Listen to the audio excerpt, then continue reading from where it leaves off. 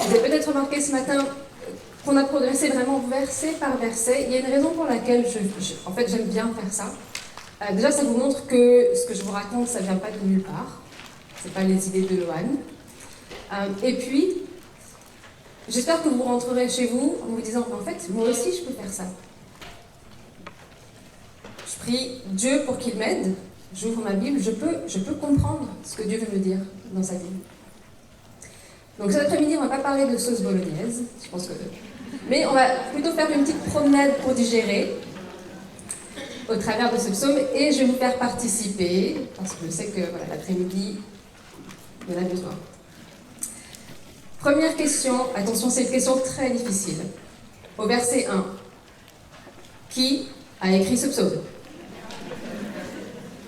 Moi, je pense qu'on a terminé, vous êtes... Exactement, David a écrit ce psaume.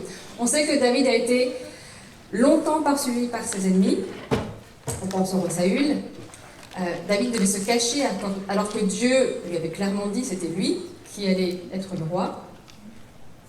Et, vous le verrez, il y a beaucoup de thèmes communs entre ce psaume 27 qu'on vient de lire et les psaumes de ce matin. Et c'est très bien. Et si vous avez fait l'atelier sur la dépression, qui était excellent, là aussi, il y a plein de recoupements. Et c'est très bien, parce qu'en fait, encore une fois, ce dont on a besoin, c'est pas nécessairement d'apprendre de nouvelles choses, si on est chrétienne depuis un certain temps, c'est de mieux savourer les choses que Dieu nous a déjà révélées. Donc on va se promener dans ce psaume, on va avoir 4 étapes. Les 2 premières, c'est un peu une mise en jambe. La 3e, ça grimpe un petit peu. Et la 4e, ça redescend. D'accord? Vous êtes prêtes? Vous êtes prêtes? Ah ok, ça fait peur. Donc, premier point, même si la guerre fait rage. Avec une voisine, vous allez prendre 30 secondes, pas pour discuter, mais pour relever le vocabulaire dans ce psaume qui est lié à la guerre. 30 secondes, vocabulaire lié à la guerre.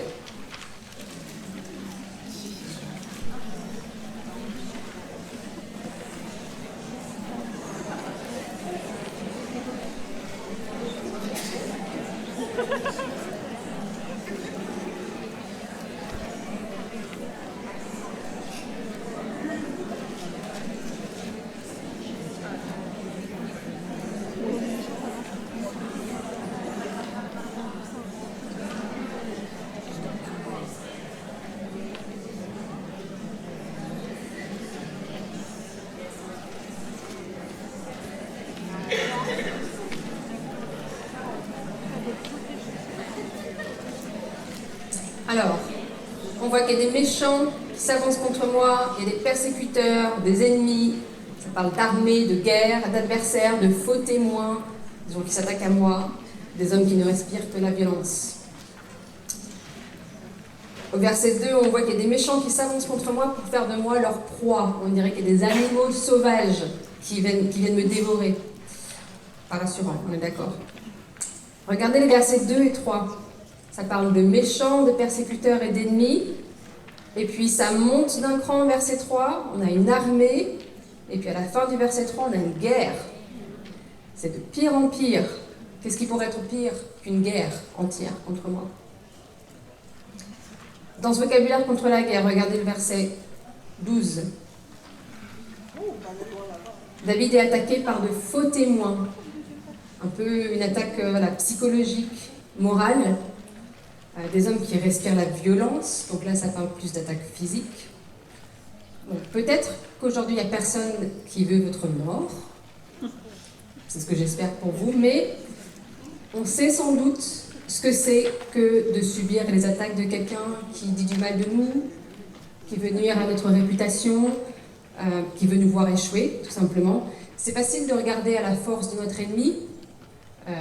Ces attaques sont bien placées. Peut-être qu'il a une position, un statut, des ressources qu'on n'a pas, et de se sentir déjà vaincu. Après tout, qu'est-ce que David pouvait faire terré dans sa grotte? Il ne pouvait pas sortir son portable et appeler la police, lancer un appel Facebook. Voilà. Il était humainement tout seul, sans ressources. Vous vous souvenez que ce matin, le psalmiste était abattu. Le refrain, c'était « Pourquoi être abattu, mon âme ?» Ici, il est plutôt attaqué. Donc le contexte n'est pas exactement le même, mais je pense qu'on est d'accord, le potentiel pour la détresse ou la dépression est bien présent. Et pourtant, deuxième étape, je vous dis les deux premières étapes, c'est vraiment une petite mise en jambe. Même si la guerre fait rage, je peux avoir la paix. Regardez à nouveau le verset 1. Quelle est la première question? Un petit peu plus fort? Merci. De qui aurais-je peur? On revient sur des questions un peu bizarres. Parce qu'au verset 2, il y a des méchants qui s'avancent contre lui. Regardez, la deuxième question du verset 1, c'est qui devrais-je redouter? Peut-être l'armée qui prend position contre toi. Pourtant, le psalmiste, clairement, a la paix dans ces circonstances. Encore une fois, avec votre voisine, je vais vous demander cette fois-ci de relever tout le vocabulaire qui est lié à la paix dans ce psaume. Allez-y.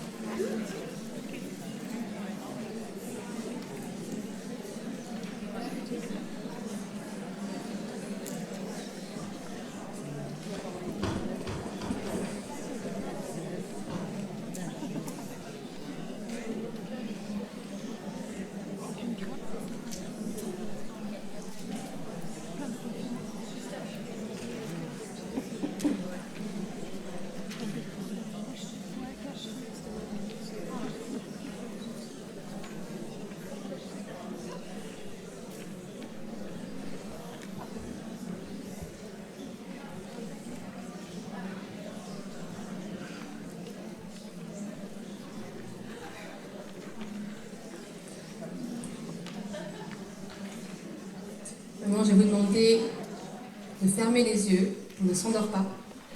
On va se réveiller. Mais vous avez relevé les différents éléments qui parlent de paix. Maintenant, je voudrais que vous ressentiez cette paix. Fermez les yeux. Je vais vous lire ce que vous avez sans doute relevé. Je n'ai peur de rien. Je ne redoute personne. Verset 1. Je sais que ceux qui me veulent du mal ne parviendront pas à leur fin et qu'ils échoueront. Verset 2. Dans mon cœur, je ne ressens aucune crainte, uniquement de la confiance. Verset 3. Je sais que rien ne m'atteindra, que je suis protégée, cachée, élevée. Verset 5. Je sais que je serai victorieuse, que je chanterai de joie à l'Éternel, que je le célébrerai. Verset 6. Je sais que l'Éternel m'accueillera toujours, même si mes propres parents m'abandonnent. Verset 10. On ouvre les yeux. Est-ce que c'est simplement de la pensée positive? Du « tout va bien, je vais bien ». Est-ce qu'il suffit en fait de visualiser la paix pour se sentir en paix? De déclarer qu'on a la paix pour l'obtenir? Non. C'est ce qu'on va voir en continuant notre promenade pour rejoindre la troisième étape. C'est la partie qui monte un petit peu. On y va ensemble. Troisième point, même si la guerre fait rage, je peux avoir la paix en désirant l'Éternel plus que tout. Levez la main si vous connaissez la méthode la plus célèbre de pensée positive. Je suis sûre qu'il y en a parmi vous qui la connaissez. Ça s'appelle la méthode Coué. Voilà. C'est un psychologue et un pharmacien. Cette méthode, figurez-vous que ça consiste à répéter 20 fois par jour, 20 fois le matin et 20 fois le soir, tous les jours, à tout point de vue, je vais de mieux en mieux. 20 fois le matin, 20 fois le soir. Ça, c'est la pensée positive. C'est-à-dire qu'on adapte son mode de pensée pour modifier sa perception de la réalité à travers différentes techniques d'autosuggestion. C'est un peu comme mettre des lunettes au verre rose pour voir le monde en rose et se dire « Waouh, mais en fait, tout va bien, le monde est rose !» Il y a juste un tout petit problème. C'est quoi ce problème? Le monde n'est pas rose. Quand je ne vais pas bien, dans la détresse, dans la dépression, je ne vais pas de mieux en mieux. Et donc la pensée positive, ça revient à se voiler la face en enfilant des lunettes qui déforment la réalité. La foi chrétienne, elle regarde la réalité en face. On voit dans ce psaume, des gens me veulent du mal, je ne vois pas la fin de mes épreuves, etc. La foi chrétienne voit le monde tel qu'il est vraiment. Les verres de ses lunettes ne sont pas roses.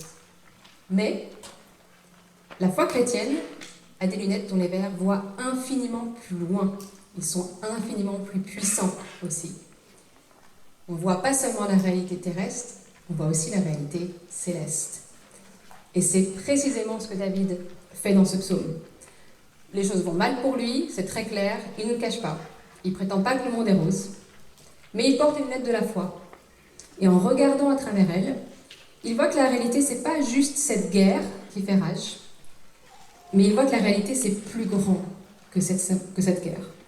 Elle englobe aussi la réalité, l'éternel, la réalité de qui Dieu est pour David.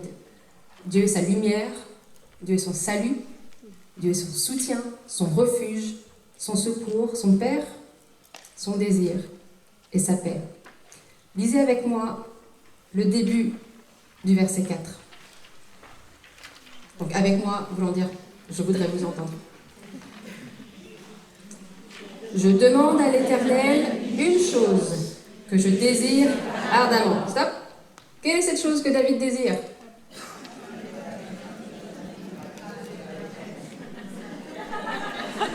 Exactement. C'était une question rhétorique. Mais est-ce qu'on ne s'attendrait pas à ce qu'il demande la paix ?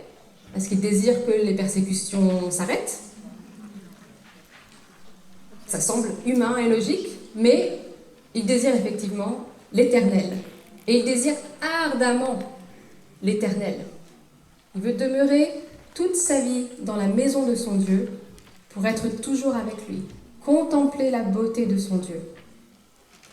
Mesdames, on est d'accord que si un homme vous dit « je veux contempler ta beauté », c'est qu'il est amoureux de vous. Oui. David aime l'Éternel. Il désire être pour toujours auprès de celui qu'il aime, pour le contempler et le connaître. Et en fait, il désire ça bien plus que la simple délivrance, parce qu'en fait, il aime l'Éternel plus que la paix, plus que la délivrance. Comment se sentir en paix quand la guerre fait rage, en désirant l'Éternel plus que toute autre chose, plus que la paix elle-même? Regardez le verset 7. « Éternel, écoute ma voix, car je fais appel à toi. Aie pitié de moi et exauce-moi. » David s'adresse directement à Dieu. Il lui dit « Je ne fais appel à aucun autre que toi. Exauce mon désir. » Et encore une fois, quel est ce désir ? C'est le désir du verset 4. Il désire l'Éternel.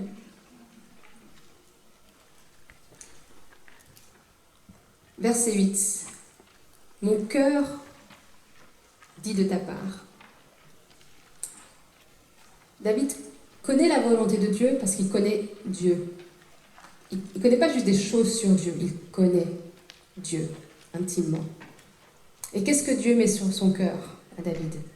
Le désir de le rechercher. Ça n'apparaît pas forcément très clairement quand on le lit la première fois, mais on voit que « recherchez-moi » c'est au pluriel. Effectivement, dans le texte, c'est au pluriel. Ça s'adresse en fait à tout le peuple, à tous les croyants, à toutes les femmes qui sont là ici. Cette recherche de Dieu, elle se fait ensemble, dans la maison de Dieu. Désirer Dieu, c'est rechercher Dieu. Et dans son amour pour nous, Dieu nous dit « Recherchez-moi, faites appel à moi, désirez ma présence de tout votre cœur. » Notre cœur, c'est vraiment tout ce que nous sommes. La Bible le dit à de nombreuses reprises. J'ai pris 3 exemples, il y en a beaucoup d'autres. Dans 1 Chronique, on lit par exemple « Appliquez maintenant votre cœur et votre âme à chercher l'Éternel, votre Dieu. » Dans Jérémie 29, on lit « Vous me chercherez et vous me trouverez si vous me cherchez de tout votre cœur. » Et Psaume 119, « Heureux ceux qui gardent ses préceptes, qui le cherchent de tout leur cœur. » Est-ce que vous avez déjà cherché l'Éternel comme ça, de tout votre cœur, parce que vous l'aimez? Est-ce que vous l'avez cherché comme ça avec vos frères et sœurs? Je prie vraiment pour que cette journée, pour vous, ça soit ça. Rechercher l'Éternel ensemble de tout notre cœur, le désirer plus que toute autre chose. Est-ce qu'on peut lire le verset 9 ensemble à voix haute? Ne me cache pas ton visage, ne repousse pas avec colère ton serviteur. Tu es mon secours, ne me laisse pas, ne m'abandonne pas, Dieu de mon salut. C'est quoi la pire chose qui pourrait arriver pour David? C'est pas que ses difficultés s'aggravent, c'est pas que la persécution s'amplifie, c'est que Dieu ne soit plus là. C'est la pire chose, c'est son pire cauchemar. Est-ce que dans cette vie, là, aujourd'hui, maintenant, c'est notre pire cauchemar? Ou est-ce qu'on arrive à s'imaginer la vie, peut-être aussi le paradis, finalement, sans Dieu, sans sa réelle présence? Parce que pour nous, le paradis, c'est juste, waouh, on va s'amuser tout le temps, il n'y aura plus de douleur, plus de mort, voilà. Si le Seigneur n'est pas vraiment là, il ne s'agit pas vraiment du paradis, et en réalité, la description est même plus proche de celle de l'enfer. Le site Desiring God compare deux passages dans ce qu'on va lire et dit « Lorsque 2 Thessaloniciens 1,9 dit que les punitions de l'enfer seront loin de la présence du Seigneur, le mot pour présence ici est face, loin de la face du Seigneur. En d'autres termes, en enfer, Dieu détourne sa face. C'est l'exact opposé de la bénédiction dans Nombre 6, 24 à 26.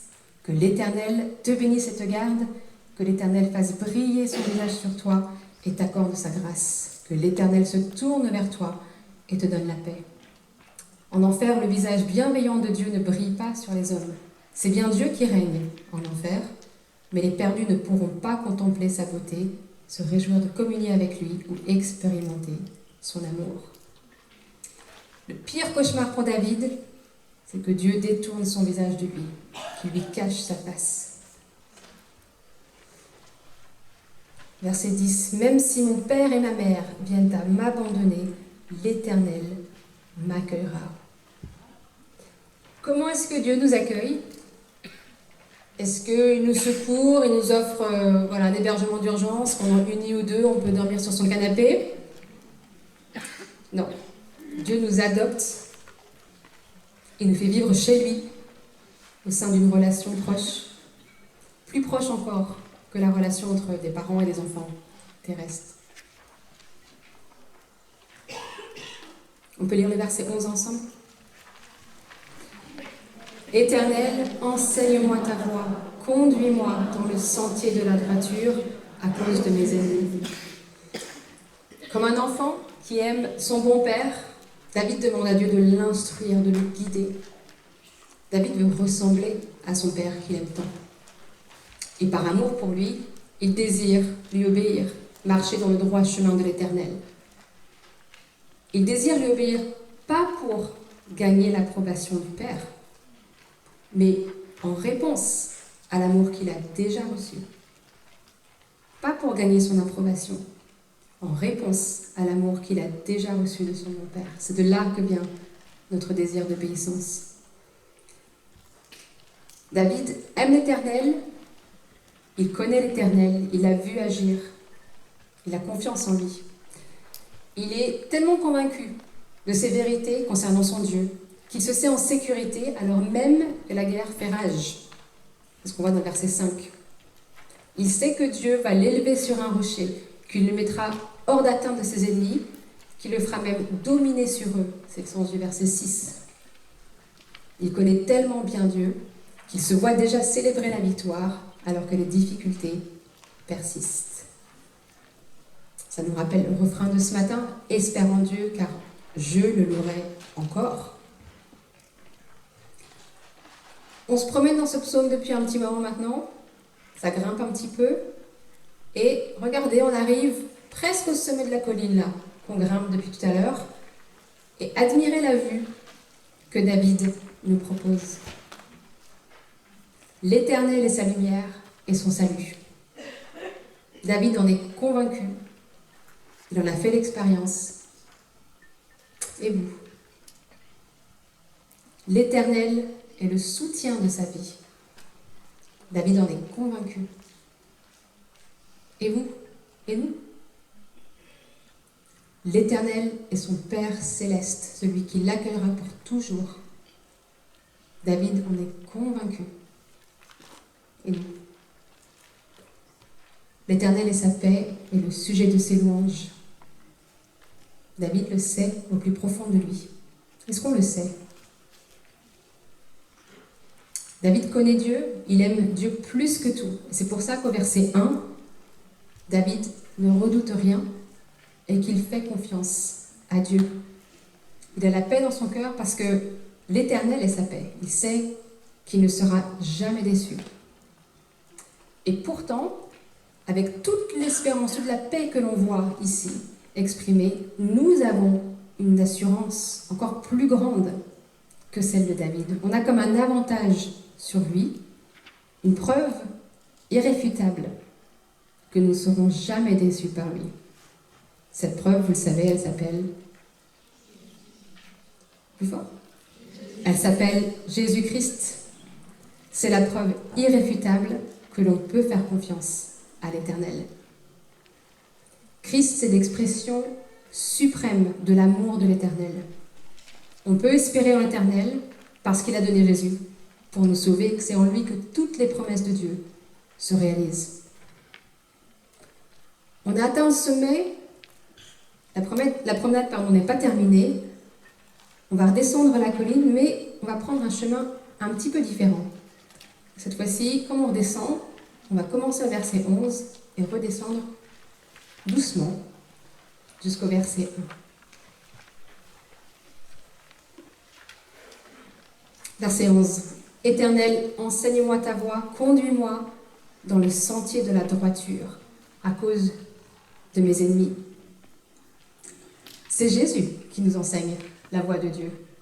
C'est Jésus qui est le sentier de la droiture, le chemin vers Dieu, la vérité et la vie que Dieu offre. Verset 10. Même si mon père et ma mère viennent à m'abandonner, l'Éternel m'accueillera.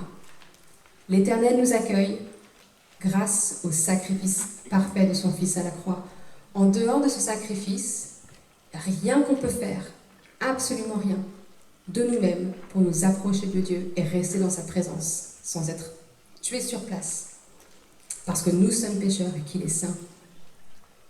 Mais si je suis en Christ, chose extraordinaire, l'Éternel m'accueille pour toujours dans sa maison. Et c'est Jésus lui-même qui me l'assure. Il dit dans Jean 14, « Il y a plusieurs demeures dans la maison de mon Père. Si cela n'était pas, je vous l'aurais dit, je vais vous préparer une place. Et lorsque je m'en serai allé et que je vous aurai préparé une place, je reviendrai et je vous prendrai avec moi, afin que là où je suis, vous y soyez aussi. » Est-ce que c'est pas extraordinaire? Comparons ça à ce qu'on méritait. Ne me cache pas ton visage. Verset 9. On a vu le visage de Dieu le Père sur le visage de Dieu le Fils, parce que, on l'apprend dans Colossiens 2, en lui, en Jésus, habite corporellement toute la plénitude de la divinité. Verset 8, mon cœur dit de ta part, recherchez-moi, je te recherche, Éternel. Vous recherchez l'Éternel? C'est en Jésus que vous le trouverez. Jean 4, 9 et 11 dit, celui qui m'a vu a vu le Père, et je suis dans le Père, et le Père est en moi. Est-ce qu'on peut lire le verset 7 ensemble, à haute voix? Éternel, écoute ma voix, car je fais appel à toi. Aie pitié de moi et exauce-moi. En Christ, Dieu nous a montré qu'il avait pitié de nous. En Christ, Dieu nous a montré qu'il avait pitié de nous. Christ compatit à nos souffrances. Hébreux 4 nous dit, nous n'avons pas un grand prêtre, c'est-à-dire Jésus, incapable de compatir à nos faiblesses. Au contraire, il a été tenté en tout point comme nous, mais sans commettre de péché. Approchons-nous donc avec assurance du trône de la grâce, afin d'obtenir compassion et de trouver grâce pour être secouru au moment opportun. Verset 6, déjà ma tête se dresse au-dessus des ennemis qui m'entourent. J'offrirai des sacrifices dans sa tente avec des cris de joie. Je chanterai, je célébrerai l'Éternel. La victoire ultime dont il est question ici, c'est pas David qui l'a obtenue, c'est Christ. Il a vaincu la mort, il a vaincu la puissance du péché. Il n'y a plus rien à vaincre. Christ a déjà tout accompli, tout vaincu. Si je suis en Christ, je sais que ma tête se dressera au-dessus de mes ennemis, que je serai justifié. Je sais que Dieu fera justice. Et je sais aussi que je chanterai, que je célébrerai l'Éternel pour ce que Christ a fait pour moi. C'est en Christ que tout ça se réalise pleinement. Verset 5, on redescend doucement. Car il me protégera dans son tabernacle le jour du malheur, il me cachera sous l'abri de sa tente, il m'élèvera sur un rocher. C'est en Christ que je suis protégée le jour du malheur. Il n'y a qu'en lui que je suis réellement, éternellement en sécurité. On peut aller se cacher, on peut essayer de trouver notre refuge ailleurs. Ça ne marchera pas. En Christ, je suis réellement en sécurité. Le jour du jugement, lorsque je me tiendrai devant Dieu, si je suis en Christ, la sainte et juste colère de Dieu ne tombera pas sur moi, parce qu'elle est déjà tombée sur Christ. Verset 4. Est-ce qu'on peut le relire ensemble à haute voix? Je demande à l'Éternel une chose que je désire ardemment. Je voudrais habiter toute ma vie dans la maison de l'Éternel pour contempler la beauté de l'Éternel et pour admirer son temple. C'est en Christ que le désir du verset 4 trouve son accomplissement. Si je suis en Christ, j'habiterai toute ma vie, pas juste toute ma vie céleste, mais toute ma vie aussi terrestre, dans la maison de Dieu, dans la présence de Dieu. L'Éternel est ma lumière et mon salut. De qui aurais-je peur? L'Éternel est le soutien de ma vie. Qui devrais-je redouter? L'Éternel a envoyé Christ, qui est la lumière du monde et le salut pour quiconque croit. Et Hébreux 1.3 nous dit que Christ est littéralement le soutien de ma vie, parce que c'est lui qui soutient toutes choses par sa parole puissante. Je prie pour que ces vérités glorieuses sur Dieu puissent faire exploser notre amour pour lui, qu'elles nourrissent notre désir de le désirer plus que tout, plus même, beaucoup plus même que la simple fin de nos circonstances difficiles. On arrive à la 4e et dernière étape de notre promenade. On peut voir au loin, pas trop loin, le refuge, le restaurant, où on va pouvoir se reposer. Notre 4e point, même si la guerre fait rage, je peux avoir la paix en désirant l'Éternel plus que tout, parce que l'Éternel est ma paix. On regardera les 2 derniers versets de ce psaume qui nous serviront de conclusion. Est-ce qu'on peut lire le verset 13 ensemble, s'il vous plaît, à voix haute? Oh, si je n'étais pas sûre de voir la bonté de l'Éternel au pays des vivants. 13. Mais c'est bien, j'aime bien votre... Est-ce que vous avez peut-être différentes traductions dans vos Bibles de ce verset? Oui? Levez la main s'il y a d'autres traductions. Non, vous avez tous toute la même. Alors moi, dans ma préparation, il y a une traduction qui m'a fait rire.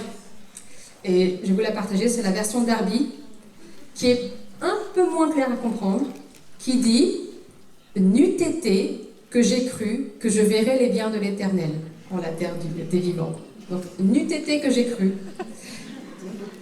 C'est pas la version que j'ai choisie. Celle-ci me paraissait plus claire. Il y a aussi la version Summer, qui, comme d'autres versions, en fait, va se servir de ce verset, mais va le présenter en forme de question, qui est peut-être plus claire pour nous aujourd'hui. Donc la question c'est, que deviendrais-je si je n'avais pas l'assurance d'expérimenter la bonté de l'Éternel au pays des vivants? Comment est-ce qu'on répondrait à cette question? Que deviendrais-je si je n'avais pas l'assurance d'expérimenter la bonté de l'Éternel au pays des vivants?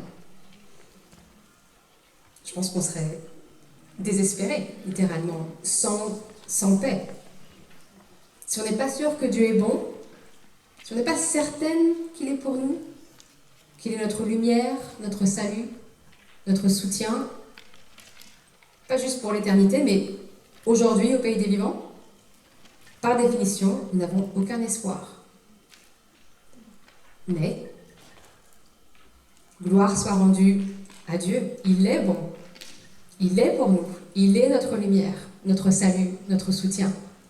Il a voulu exaucer ce désir de David, qu'on a vu dans le verset 4, et nous faire habiter toute notre vie dans la maison de l'Éternel pour contempler la beauté de l'Éternel et pour admirer son temple. Si vous êtes en Christ, mes sœurs, vous êtes aujourd'hui dans la maison de l'Éternel et vous pouvez aujourd'hui contempler sa beauté et admirer son temple. C'est fait. C'est Christ qui a fait ça pour vous.